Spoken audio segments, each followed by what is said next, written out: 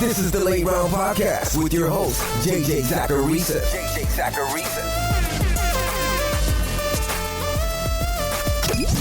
What's up, everyone? It's JJ Zacharisa, the editor-in-chief over at numberfire.com, and this is episode 150 of the Late Round Podcast, one of the many shows that are part of the Number Fire Podcast Network.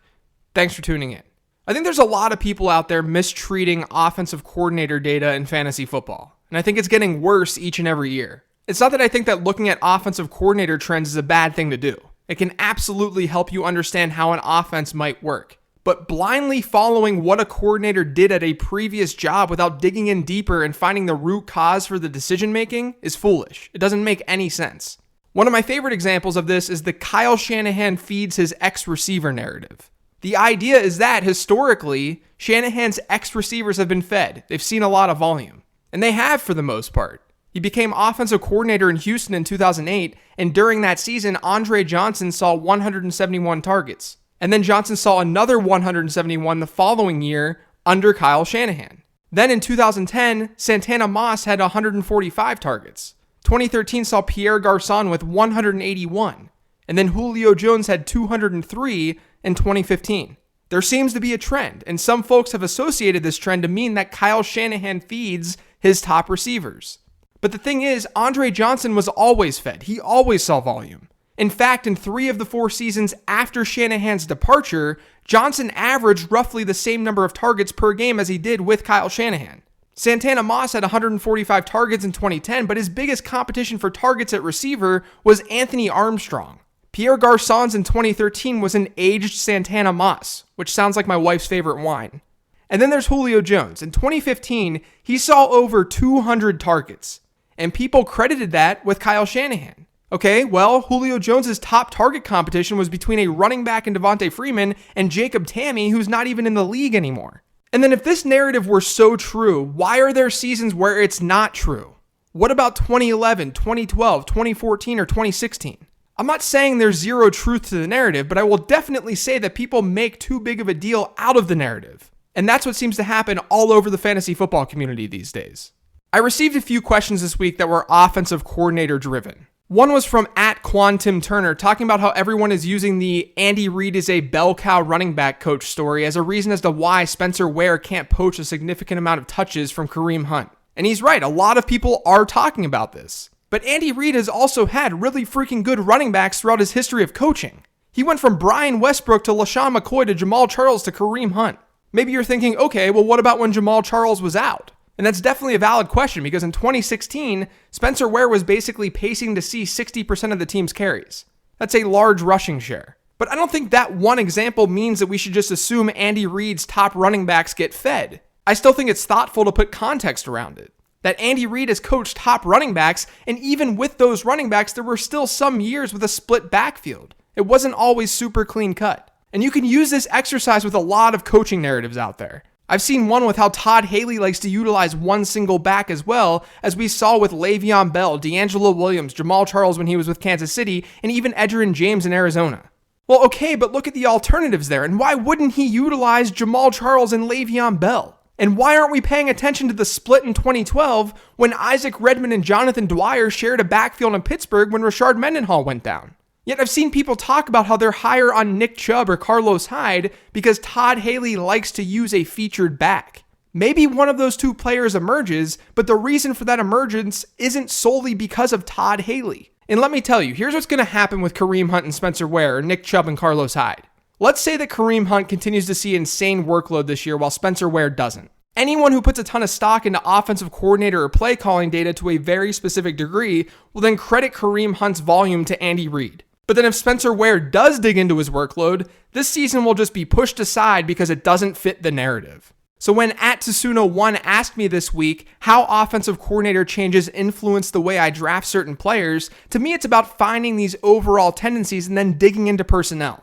If personnel can explain a lot of the narratives out there, then I won't weigh that narrative as heavily. And I can't stress this enough, you guys. I 100% do analyze this data. I especially think it's valuable when looking at the type of play calling we see in neutral game situations. I think it's very important to note the style of offense a coordinator wants to run. But I also am a very clear believer that there's a correlation and causation issue here. And that overvaluing a narrative can really lead to suboptimal decision making. And with that, let's dig into this week's mailbag questions. This first question says, JJ, I've been seeing everywhere this year that the overall RB1 from one year never repeats as the RB1 the following year. What is the actionable advice here? If you have the number one pick, do you trade down, pass on Gurley, draft him, and trade him? Thanks, Zach. Yeah, so I pay zero attention to stuff like this. When a player is the overall RB1, that means that player probably had a really, really good season. And when a player has a really, really good season, it makes repeating that type of performance very difficult. Usually there's some outlier type reason as to why that player was the RB1. But another thing is that you're not drafting the RB1 with the expectation that he absolutely needs to finish as the RB1 to be a worthwhile draft pick. You're drafting Todd Gurley or Le'Veon Bell or whoever first overall because you have confidence that he'll be something like a top 5 player in fantasy football this year. If your expectation is that that player has to finish as the top overall player, I think you're doing it wrong. This next question says, Dear JJ, longtime fan from Mexico, draft question. Got the 8th pick in a 12-team PPR league. I expect to pick Hopkins in the first round, but in the second round, all of the second-tier running backs are gone, like Kareem Hunt, Melvin Gordon, Leonard Fournette, and Dalvin Cook. So I can get another elite wide receiver like Keenan Allen, Michael Thomas, AJ Green, or Devontae Adams, or pick a running back like Freeman, McCoy, McKinnon, or McCaffrey. My question is, what do you think about not picking any running back in the first 2 rounds? Thanks for the great work, David.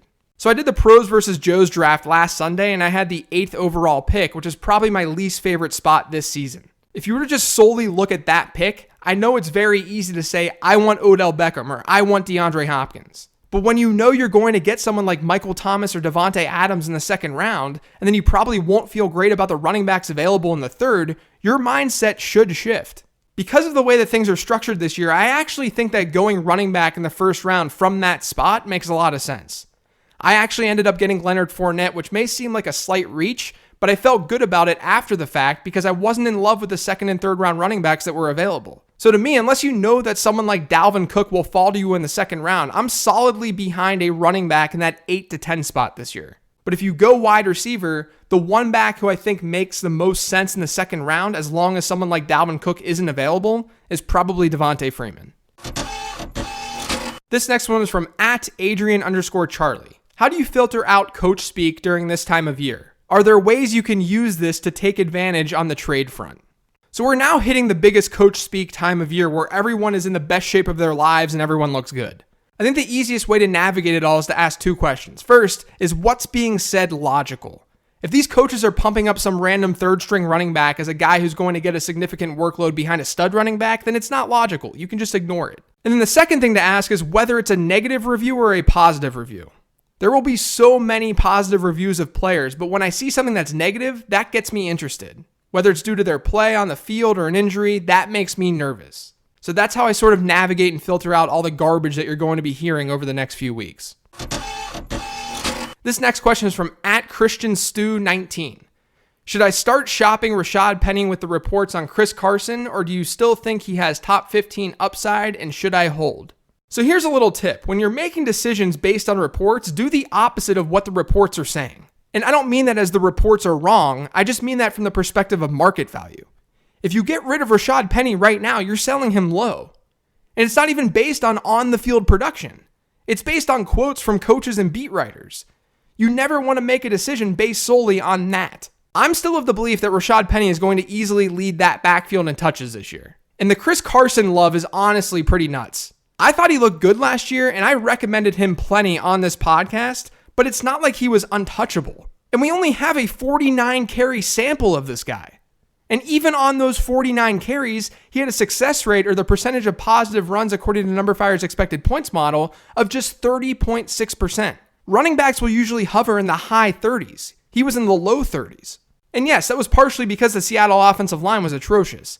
But it wasn't that significantly better than Mike Davis or Eddie Lacy's 26% success rate or Thomas Rawls' 29% rate. All I'm saying is that Chris Carson has plenty to prove before we dub him the starter over a running back with crazy good college production who was just selected in the first round. But like I said before in this podcast, a team willing to take Rashaad Penny in the first round is probably a team who's not thinking logically. So who knows with this Chris Carson and Rashaad Penny debate? What I do know is that it's not good process to sell a player based on reports. So hold tight with Penny. This next one is from @Chris_Quick. I was wondering if you could just predict a few players who could rise a ton in drafts with decent preseasons. Not so much analysis, but just guys everyone is kind of on now who might see their stock jump dramatically in the next month.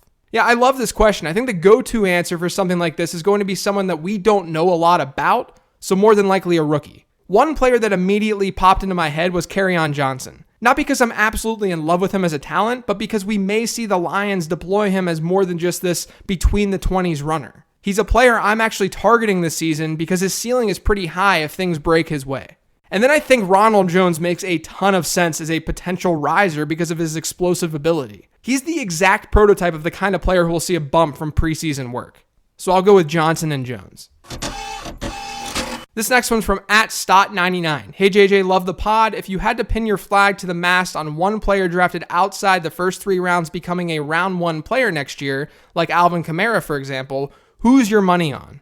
My money's on Aaron Jones. You're associating Jones with a high upside offense, and Jones himself, as I've said many times in the show before, was one of the most efficient backs last year the number fire metrics have ever seen. And he has the college production profile to go along with it.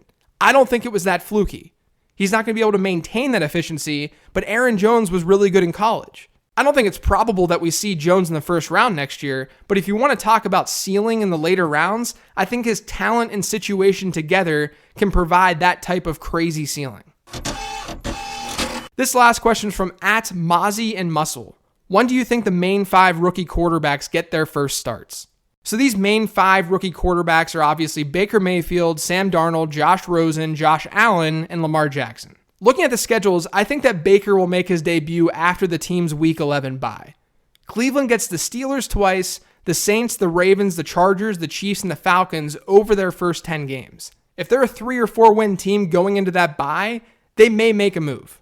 They may switch the quarterback. But to be fair, the AFC isn't nearly as good as the NFC, so they still might be in it at that point in time.